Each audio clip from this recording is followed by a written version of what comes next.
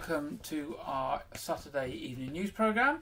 It's just gone 6 p.m. It's Saturday the 27th of January and welcome to the evening news. Now, in the news this week, Dorset trading standards are getting behind a national campaign for people to register their domestic appliances. The safety campaign is being run by the Association of Manufacturers of Domestic Appliances, or AMDIA for short. It encourages people to register their home appliances, whether they are old or new, to make sure manufacturers can get in touch in case of safety repair or recall is needed. It's easy, quick and free to register appliances, and there's a special website for it at www.registermyappliance.org.uk. The website includes links to more than 70 brands where appliance owners can fill out details to gain the peace of mind that their home is safer because they have registered their appliance. Councillor Laura Beddow, who's the portfolio holder for Culture and Communities at Dorset Council, said this is a great way to be the first to know of any safety repairs or recalls for your appliances. It also means that you don't have to check for any recalls or repairs that are needed. These are normally carried out free of charge by the manufacturers, and you'll be notified if you need to know. Now, a new grant scheme aimed at supporting local communities to plant and care for trees in their area is now open for applications. Now, you'll be aware that there have been a few of these schemes by different organisations. This is a different one, this time funded by Dorset Council and managed by the Dorset National Landscape Team. The Dorset Community Tree Fund is open to community organisations in the Dorset Council area. This includes parish and town council, as well as schools and other established community groups interested in planting and caring for trees in their patch. Trees play a crucial role in our natural world, from providing homes for wildlife to tackling climate change. However, planting the wrong tree in the wrong place can have a negative impact on local wildlife, communities and landscapes. And of course, if you plant the wrong tree close to a building and it gets too big, it can cause problems for the building. So getting proper advice is very important. So unlike traditional tree planting schemes, the Dorset Community Tree Fund goes beyond just providing grants for trees. It also offers support for the planning and design phases of planting projects.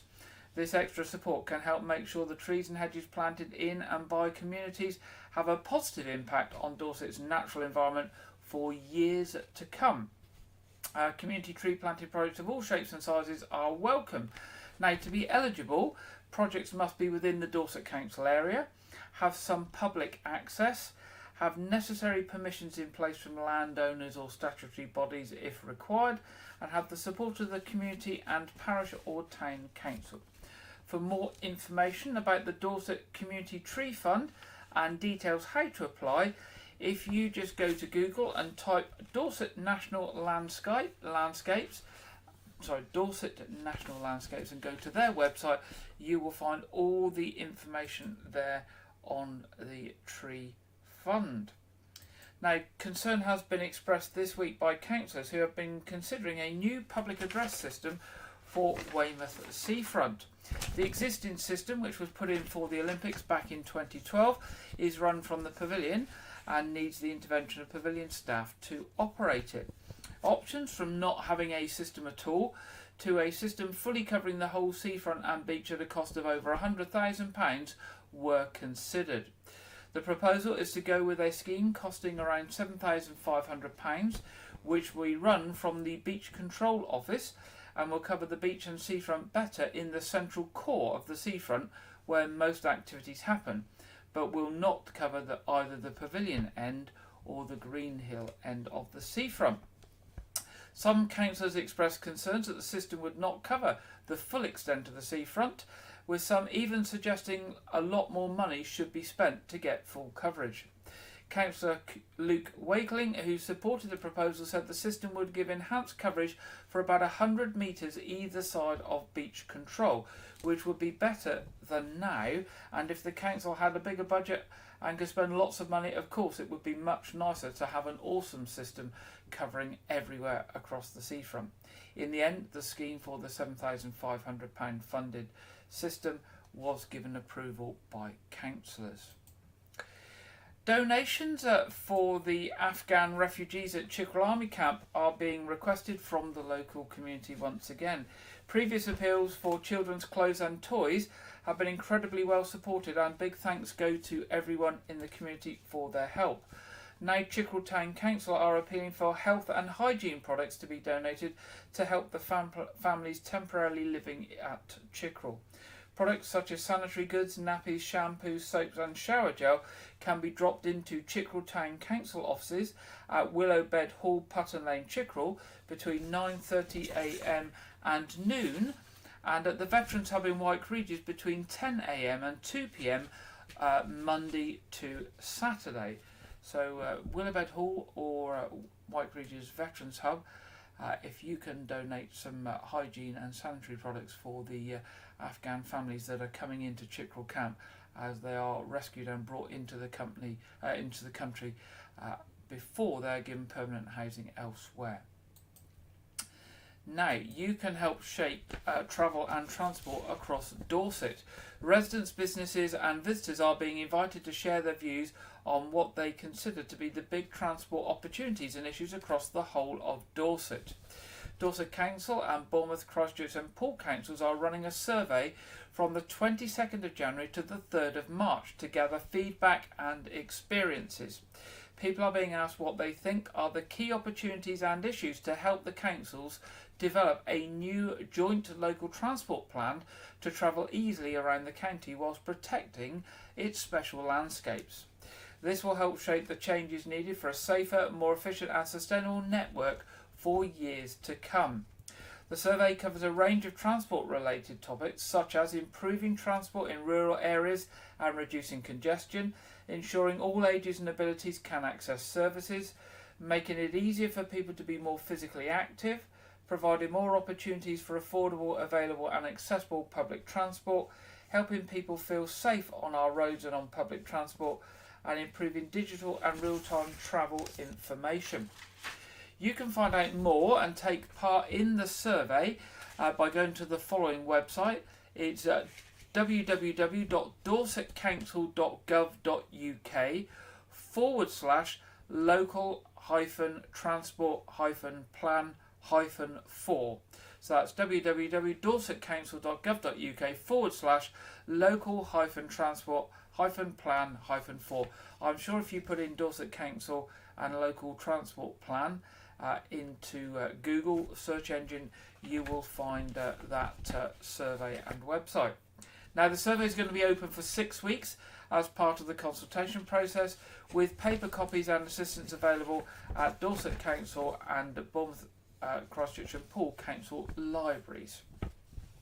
As well as the survey, there's going to be a series of roadshow style events held at venues across the county throughout January and February for people to share ideas and find out more. Now, there is a whole string of these, and I basically have picked the three to do with our area of the county. So this coming Monday, the 29th of January, so that's the Monday just after this weekend, Weymouth Library from 2 p.m. to 6 p.m.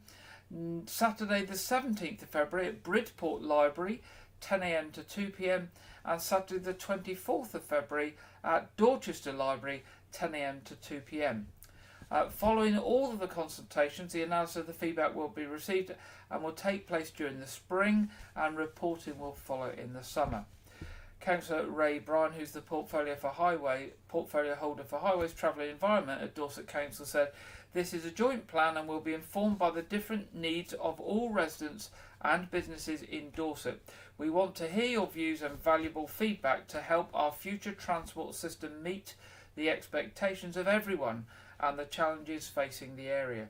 This is where your journey begins to help us shape a better transport network across Dorset. So please take part with the survey and the public consultations." Now, the government have said this week, let's get the picture up. The government has said this week that it is committed to the modernisation of the MOT system as a consultation on this concludes. Motorists will still take the first MOT test 3 years after buying their new cars, as the government continues to listen to drivers. This week the government has published its response to the consultation on updating MOT testing for cars, motorbikes and vans, which confirms that the first MOT will remain at the 3 years after registration. Every subsequent MOT will also continue to be taken once every year thereafter, ensuring motorists can continue to drive with peace of mind. Launched in January 2023, the consultation sought views to ensure roadworthiness checks continue to balance the cost to motorists, road safety, advances in vehicle technology and tackling vehicle emissions. To ensure MOTs are fit for the future, the government will further investigate how to better monitor diesel vehicle emissions through the Driver and Vehicle Standards Agency. This will include whether testing should do more to ensure that diesel vehicles comply with the emission regulations. Analysis from the AA suggests that an annual MOT can potentially save drivers between £200 and £400, as picking up on developing faults each year means drivers aren't hit with higher repair bills further down the road. Now, the Roads Minister, Guy Opperman, said, "We have listened to drivers and industry, and keeping MOTs in their current form shows once again that we are on the side of motorists. By offering clarity on MOT tests alongside our recent street works consultation and an unprecedented £8.3 billion to resurface roads, we are helping motorists drive with peace of mind and ensuring British roads continue to be some of the safest in the world. With the constantly improving technology of modern day cars and electric vehicles, the government will continue to work closely with industry stakeholders and drivers to establish a programme of longer term reform for MOTs. To ensure they remain fit for the future, the government is exploring a more effective test for diesel particulate emissions, whether further improvements could be made to the MOT for electric vehicles and the transfer of some larger zero emission vans to more standard car style MOT testing. The Department for Transport will also monitor technological developments that could require an altered MOT, such as advanced driver assistance systems. There we go. So carry on as normal, but they will keep an eye on things and modify as required. Now, when utility companies roadworks overrun, it's motorists who pay the price with congestion, detours and longer journeys. This is why Guy Opperman, MP, Minister for Roads and Local Transport, has announced a plan to crack down on works by utility companies that overrun. Mr Opperman has said government are consulting on plans to toughen fines for utility companies if they overrun and increase the penalties for operating without a licence. Proposals include using money the utilities companies pay councils to block off the streets and putting it into resurfacing and improving local roads. The result could be that the government could generate £100 million extra each year to resurface roads and tackle potholes left behind by utility companies, while helping tackle congestion, cutting down journey times and making driving a bit easier. This is part of the first series of measures delivered from the government's Plan for Drivers, a 30-point plan to support freedom to use your cars, curb unnecessary enforcement and back drivers.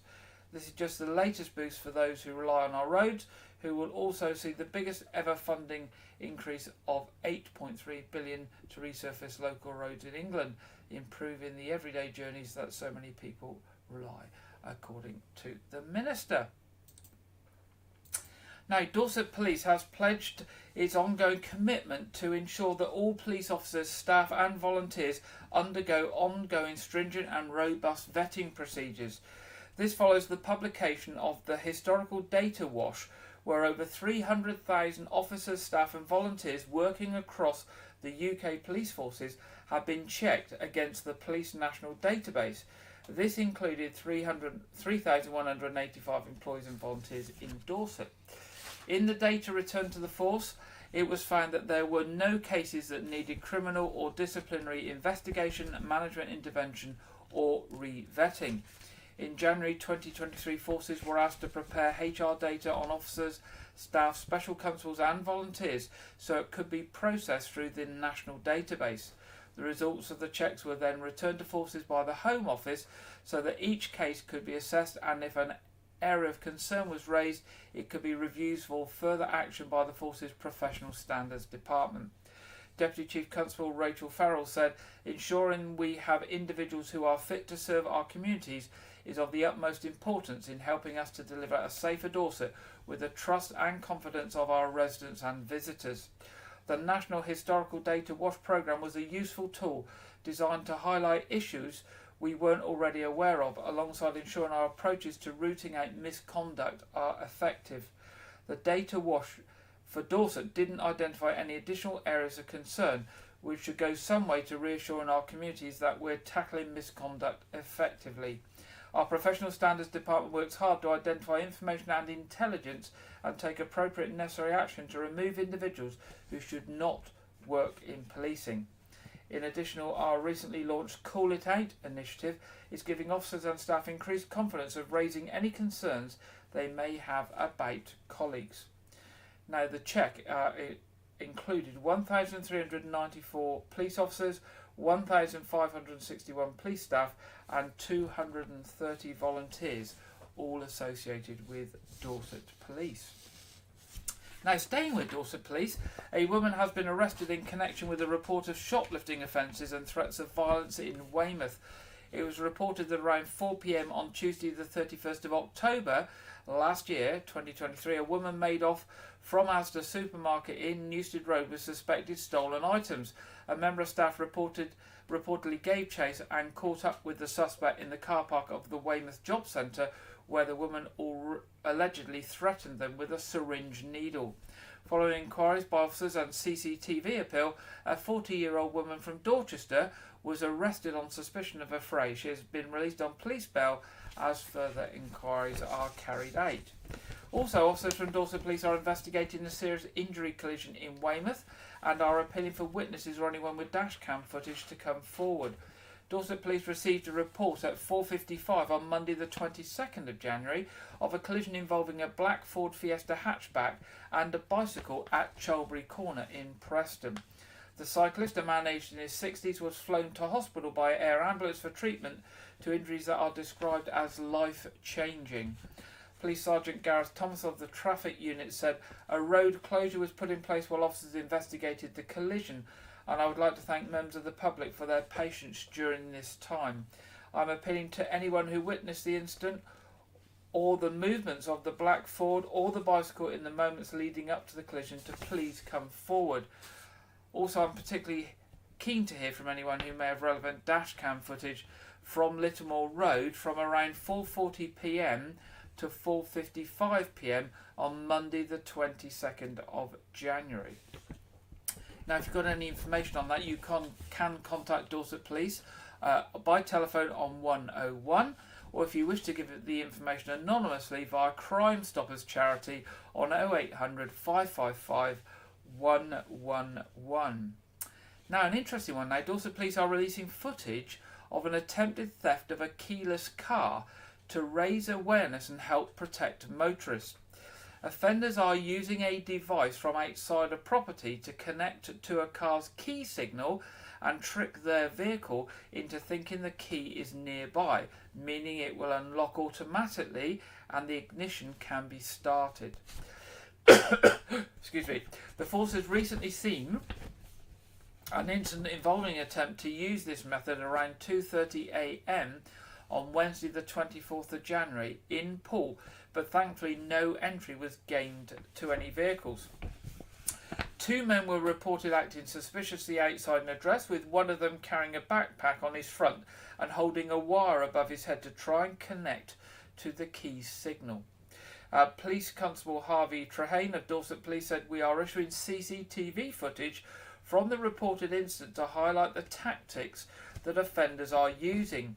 Keyless vehicles are targeted by criminals using signal equipment, and we want to raise awareness of the simple steps that can be taken to protect your car.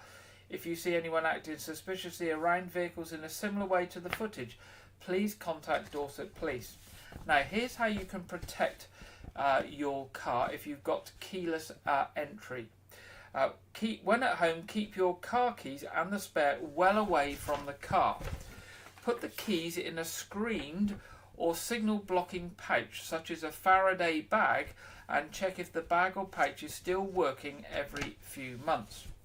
Reprogram your keys if you buy a second-hand car, and turn off wireless signals on your fob when it's not being used. Now we've got a piece of door cam footage from Dorset Police. It's not particularly clear, but it might just give you an idea of how these people operate. And if you see anything suspicious or you catch anything similar on your door cams, if you've got door cams, then you might want to contact Dorset Police. Here it is now for you.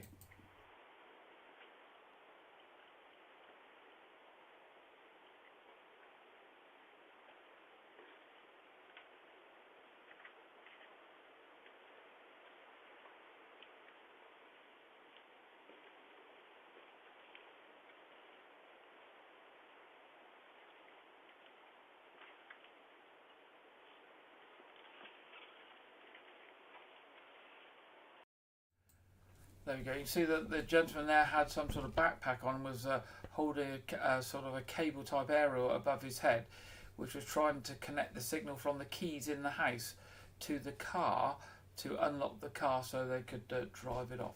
Now Dorset Police has got crime prevention and car and vehicle theft information on their website.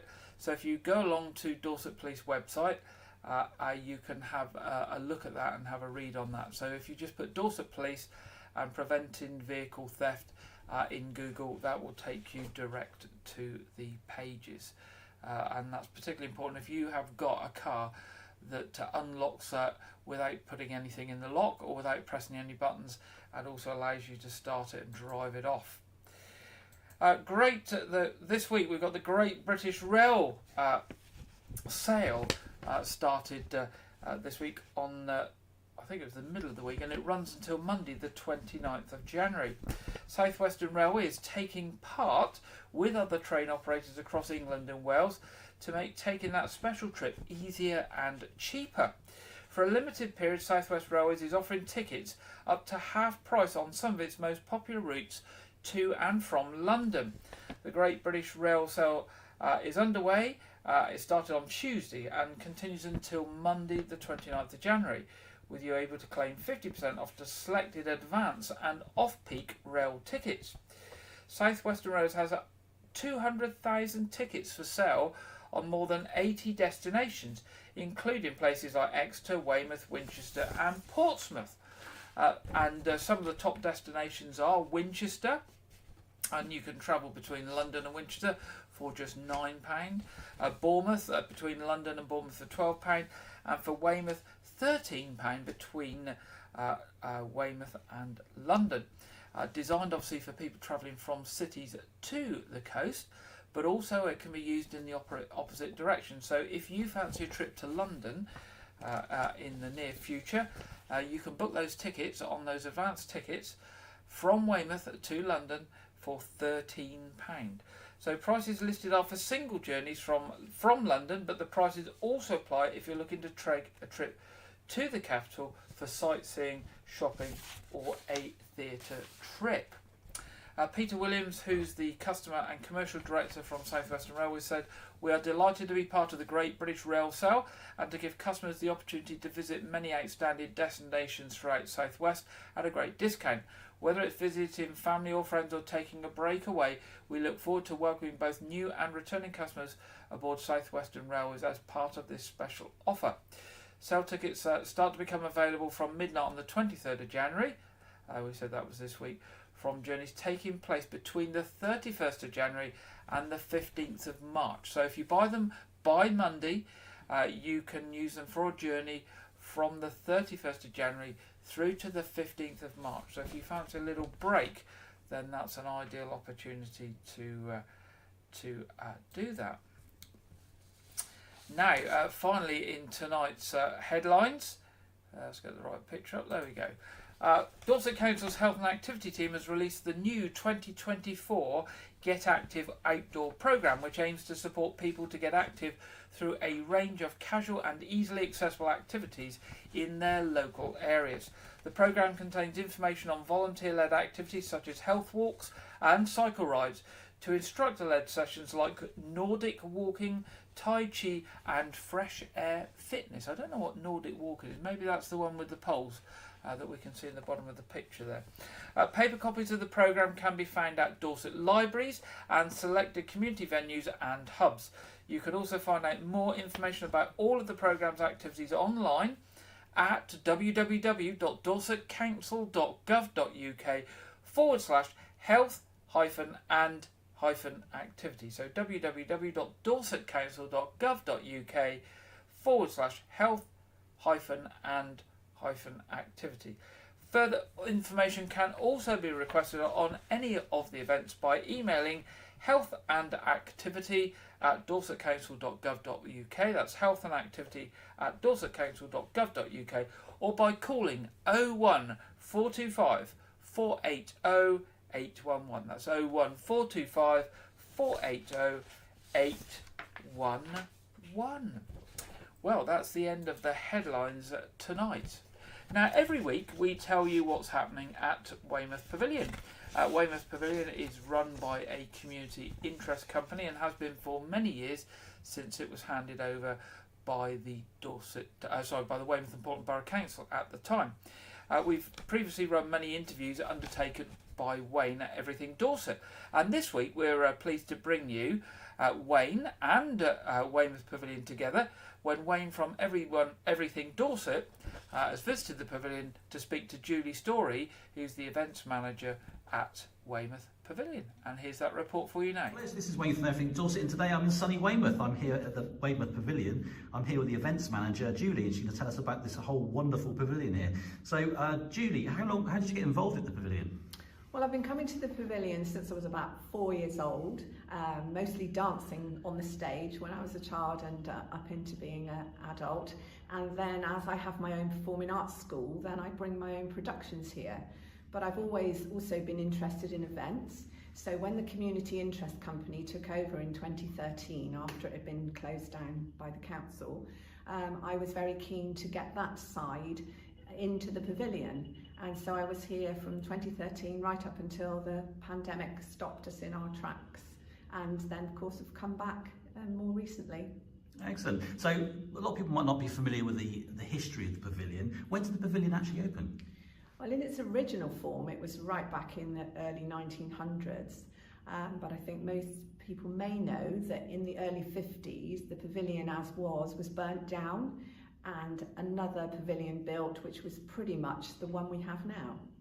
Excellent. So it's lucky to be here, I guess, isn't it? Yeah, very lucky. That's it good. is. And so a lot of people might just think maybe the pavilion is just like coming to see bands, but there's so much more here. What other things do you have going on here? Well, obviously we have the thriving theatre, which is great with its wide range of entertainment. I think we can pretty much say there's something to suit virtually everyone. But the other side of it is the part that I actually look after, which is mostly things you don't see advertised. We do weddings, we're fully licensed for ceremonies here, and lots of sporting events like the boxing and wrestling. We do roller disco, which is popular, and conferencing, of course, is very good, because we have the large ocean room where we can seat 300 delegates in theatre style, but we also have smaller rooms above there which are ideal for small meetings and small events and parties. Excellent. So what sort of events have you got coming up in the near future here, Julie? Well, February is going to be a very busy month for events. We have the Dorset Tourism Awards, which we're hosting very soon, and a Valentine Ball, which will be lovely. Ooh, yeah. That's coming up on the 9th. And we have a large conference and also a tango weekend. And that's just February, so it's a pretty busy time. Very busy. Also, people might not be aware, but you actually offer a membership at the pavilion, don't you? Well, how does that work? Yeah, we do. For our theatre goers, we offer a membership which is £25 a year, and that gives you special offers. It gives you access to pre-show, which is tickets available to you before they go on sale to the general public. So you can always get in touch with us to get more information about that. Great stuff. If somebody locally here in Weymouth or nearby wanted to get involved in the pavilion, can people volunteer here? Oh yes, definitely. We have lots of volunteers. Mostly our volunteers are the ushers, which we very much need for all our productions. But it's really great because the ushers that come have now formed a sort of own community and have little social events as well. And so for those that enjoy shows and things, it's a great way to get involved, see some acts, and also make new friends. And we have volunteers on our box office too. So anyone that's interested in that kind of thing, whether it's just a little bit of commitment or whether you'd like to do more, we're always happy to hear from you. Excellent. And with spring hopefully just round the corner, and obviously weddings are becoming really popular here. Can you cater for big weddings, or is it small weddings, or both? Yeah, we can do both. We have our smaller rooms where we can do small ceremonies and receptions. Of course, we've got the ocean room where you can have a nice big party, and we've got big round tables if you want to have lots of people to your reception. And we've also got the theatre, which some people don't think about for weddings, but that's licensed for ceremonies too. So we have couples that get married on the stage. We have beautiful silk columns that we can colour in the colour to suit the theme of your wedding, and it's really quite magical, and you've got the twinkling stars behind. Wow. So you can get married in the theatre and then just pop along to the ocean room for your reception, and it's all in the one place. Sounds good to me. And you've got an amazing view as well at the same time. All the rooms have got, of course, stunning sea views, and we've got the balcony, which is lovely for those wedding photos with the sea as your backdrop. Excellent. And one final question today, Julie. What's been your personal favourite act of all time at the Pavilion? Well, I've seen lots of great things, but I think one that probably sticks in my mind is when the late Ken Dodd performed here. I had the pleasure of meeting him in the foyer when he arrived, and he was just funny from the word go. And I think, like lots of comedians, they're great on stage, but not so funny off. But he was very funny, and of course, he had this reputation for playing on long after he should have been playing in his allotted time, but he just went on for about 4 hours, and he just didn't stop, and he was extremely funny. And people that were used to seeing him and sort of even brought their sandwiches because they knew it was going to take a long time. And then, of course, at the end of a very long night, his dear wife, also in her 80s, was driving him off to the next venue in Devon at sort of midnight. So that really sticks in my mind. He was a wonderful performer. So I wasn't, as I would say, a huge Ken Dodd fan previously, but it really sticks in my mind what a real entertainer that he was. So yeah, amazing, great story. Fantastic. Well, it's been lovely speaking to you today, Julie, and I wish you a very busy 2024. Okay, thank you very much. Thank you very much there, Julie. Story from Weymouth Pavilion and Wayne from Everything Dorset. It's now time in today's programme to go over to our regular contributor Andrew Wright for this week's film review and preview. Welcome to Wyke Regis TV film review and preview. I'm Andrew Wright. This past week has seen a lot of movement on the awards season front, so let's get right into it, as there's kind of quite a lot to cover. The BAFTA awards nominations were announced last Thursday. I didn't cover them in last week's segment because they were announced after after last week's segment was already in production. So I'm covering them this week, and the award nominations pretty much about as expected. The best film nominations were the same ones that have been prevalent throughout the season. So that's Anatomy of a Fall, The Holdovers, Killers of the Flower Moon, Oppenheimer, and Poor Things. Films nominated for Best Director include Oppenheimer, but also include Maestro, The Holdovers, and All of Us Strangers, which I believe is that last one is coming out in UK cinemas roundabout now. Actors nominated for main and supporting roles include Ryan Gosling and Margot Robbie for Barbie, Cillian Murphy, Robert Downey Jr. and Emily Blunt for Oppenheimer. For the full list of BAFTA nominations, visit the official BAFTA website or Wikipedia, which is probably more easy to find it on. You just find it by searching for 2024 in film. For me, the BAFTA nominations went about as expected. which I'd say the only surprises being that there were more British nominees than in the other awards ceremonies, but that's especially considering some of the ones that were nominated for the BAFTAs haven't been nominated in the similar categories for other awards like Golden Globes or Critics' Choice. But that's only to be expected because it is the British Film Awards. So definitely Saltburn was a major player at the BAFTAs this year. The BAFTAs will take place on February 18th, and you can watch it live on BBC One or stream it on BBC iPlayer. This Tuesday, the nominees for the 96th Academy Awards were announced. The nominees for Best Picture, the most prestigious award a film can earn, are American Fiction, Anatomy of a Fall, Barbie, The Holdovers, Killers of the Flower Moon, Maestro, Oppenheimer, Past Lives, Poor Things, and The Zone of Interest. Martin Scorsese and Christopher Nolan both picked up nominations for Best Director. Cillian Murphy, Robert Downey Jr. and Emily Blunt picked up Best Actor, Supporting Actor nominations for their roles in Oppenheimer, whilst Lily Gladstone picked up a Best Actress nomination for her role in Killers of the Flower Moon. For Barbie, the film got nominated for Best Adapted Screenplay, as well as Ryan Gosling and America Ferrera being nominated for their supporting roles in the film, with Ferrera's nomination being completely unexpected, but noticeably, Margot Robbie and Greta Gerwig got snubbed for Best Actress and Best Director respectively. Another surprise nomination was the film American Fiction, being nominated for 5 nominations, including first-time nominations for actors Jeffrey Wright and Sterling K. Brown, as well as the film's director getting nominated for Best Adapted Screenplay and Best Picture, despite the fact that the film is his directorial debut. My personal favourite nomination was Elemental for Best Animated Feature, as I thought it was an absolutely incredible film. Oppenheimer led the field overall with a total of 13 nominations, which it wholeheartedly deserved as it was an amazing film. Emma Stone's comedy film Poor Things came in second with 11 nominations, and Killers of the Flower Moon came in third with 10. The awards ceremony takes place overnight on Sunday, March 10th, and as far as I know, at the moment it will stream live on ITV1 and ITVX, so stay tuned. I'll probably cover it as we get to there.